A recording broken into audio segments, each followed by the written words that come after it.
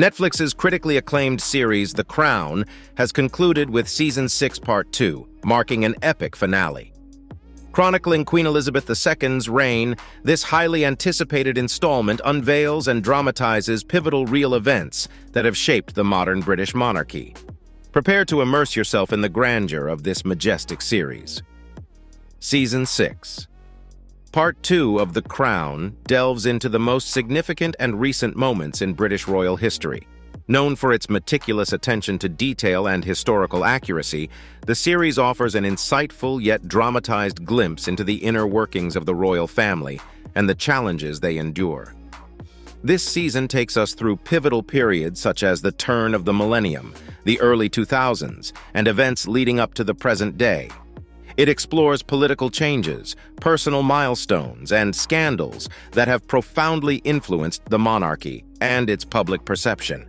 Get ready for an unforgettable journey as The Crown concludes with this captivating and impactful season. After a remarkable 7-year run, The Crown bids farewell with the captivating conclusion of Season 6. Part 1, released a few weeks ago, delved into the events leading up to the tragic demise of Diana. Part 2, on the other hand, takes us through the aftermath, spanning several years until 2005, culminating in the marriage of Charles and Camilla. In this piece, I aim to unravel the show's ending, drawing parallels to real-life events and offering my verdict on its quality. So without further ado, let's dive in and explore the intricacies of The Crown Season 6 Part 2's conclusion, juxtaposed with actual historical occurrences. Fair warning, spoilers lie ahead. The entire season centered around a few key themes. Firstly, the Queen's preoccupation with how the public perceives the royal family and her growing concern that they may have fallen out of favor.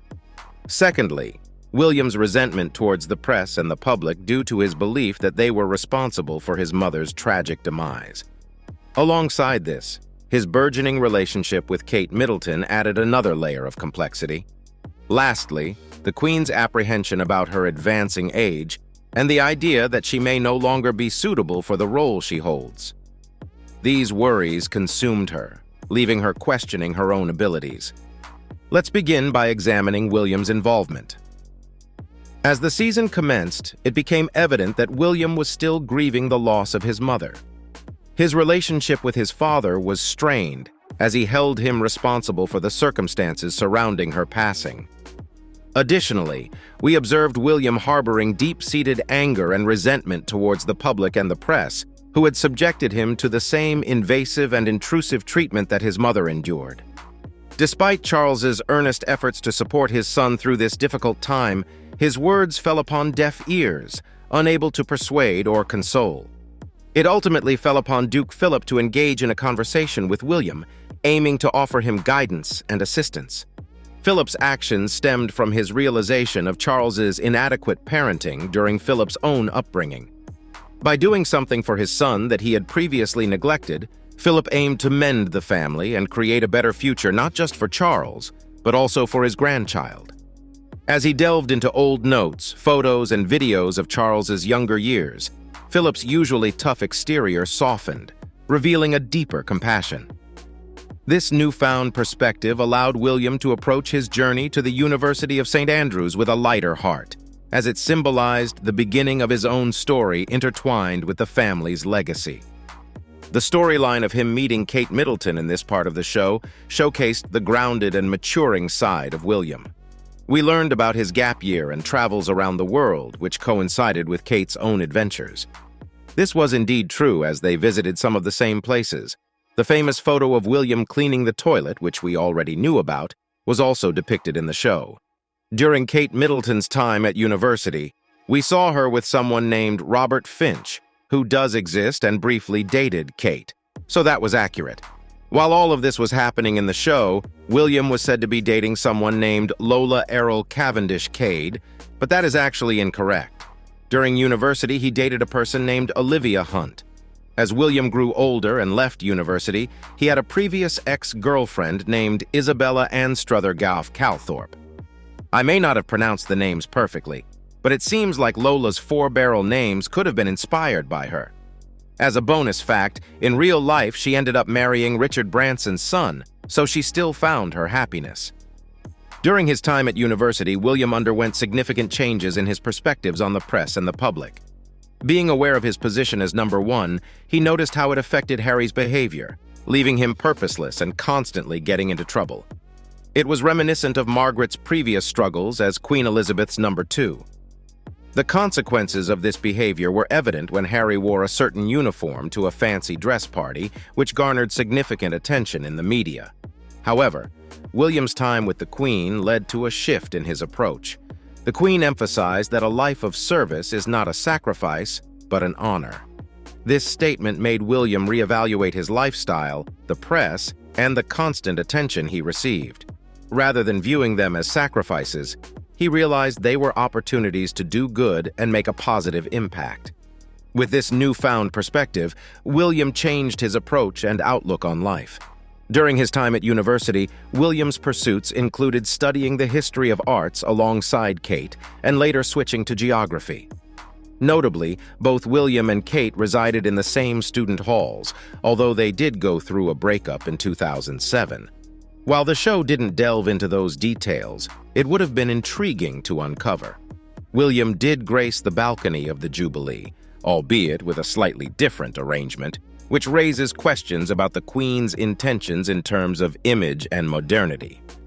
Now let's delve into the Queen's concern about the royal family losing favor. This unease was evident even at the conclusion of the first part of Season 6 of the show. We witnessed the Queen contemplating how Diana had achieved her desires in the aftermath of her tragic demise. The public's outrage at the royal family's response was palpable, and this sentiment persisted throughout the late 90s and into the 2000s. In reality, following the turmoil surrounding Diana's death and Charles's affair, the royal family's approval ratings plummeted, shattering the once idealized perception of the monarchy. However, during the latter part of the 2000s, a positive shift began to take shape. The emergence of the younger generation and their ability to divert attention away from controversy played a pivotal role in rejuvenating public reception of the royal family. William's time at university, Charles and Camilla's wedding, Harry's military tours, and the absence of scandals gradually rebuilt the monarchy's image well into the mid-2000s. The groundwork for this transformation was laid around the time depicted in the final part of the season. This season of the show showcased the immense popularity of Tony Blair during his early days as Prime Minister. It is a factual observation that upon his election, he secured the largest parliamentary majority in the history of the Labour Party. Furthermore, his approval ratings were at their highest during the beginning of his tenure, but gradually declined, leading to newspaper headlines shifting from King Tony to Tony Blair. In real life, he faced derogatory names such as Prime Monster and was even dubbed the most dangerous man in Britain by the press. The portrayal of the Queen's fear of losing her crown and the public turning against her, ultimately resulting in her being overthrown and becoming a normal civilian, was a captivating and thought-provoking moment. It highlighted the paranoia that consumed her, which, as we witnessed in the final section, gradually diminished over time. The fear of death and accepting fate, which had haunted her, took a back seat in her mind. One of the standout aspects of this season was the focus on Operation London Bridge, the codename for the Queen's death. We were given insights into discussions surrounding her funeral, as well as that of Philip. This particular storyline made her contemplate whether it was time for her to abdicate the throne and pass it on to Charles, someone who was younger, in the prime of his life, and now had a supportive spouse by his side. During this conflict, we witnessed the resurgence of Queen Elizabeth's previous personas, seamlessly woven into the narrative. These embodiments captured the resolute spirit of her youth, reminding her of the weighty responsibilities she bore. Stepping down would have been seen as a signal of weakness within the monarchy, especially when no other family member was prepared to assume the mantle with greater prowess. The Queen found herself mourning her life and reign prematurely, even at the age of 79. Yet, as history tells us, she persevered for another remarkable 17 years, becoming the longest reigning monarch in history. Additionally, we observed the official blessing of Charles and Camilla, performed by the Archbishop of Canterbury.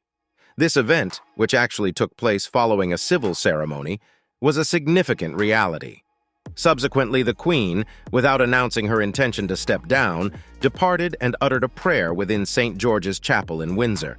During this poignant moment, the music piece, Sleep Dearie Sleep, played by the Sovereign's piper at the Queen's funeral and referenced in the show, resonated as the Queen looked up while exiting.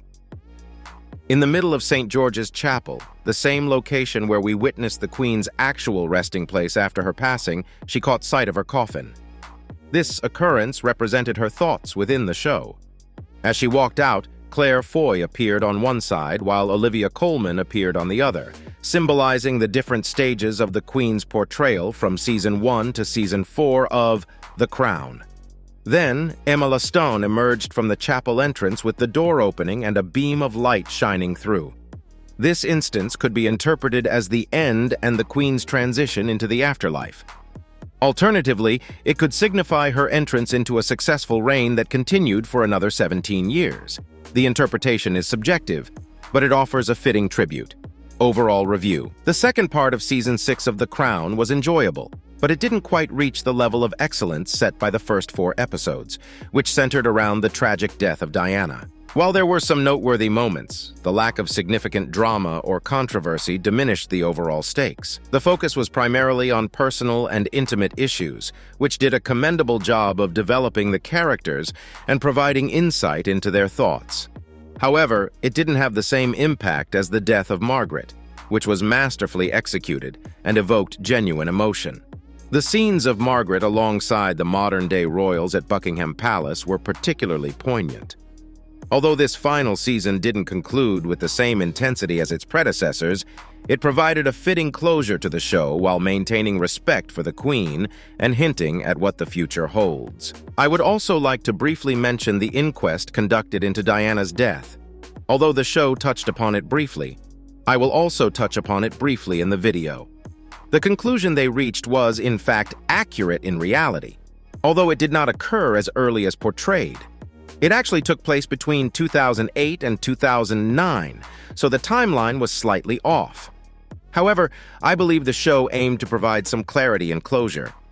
The Crown Season 6 Part 2 delivers a magnificent and befitting conclusion to a series that has enthralled audiences for years.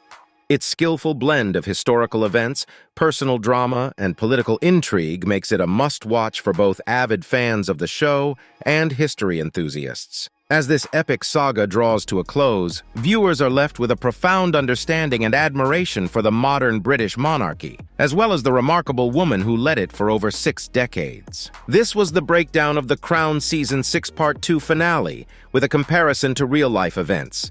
Explore the captivating ending and uncover the connections to history. But what are your thoughts on this end to the series? Share your comments in the comments section. Let's talk about The Crown Season 6 Part 2.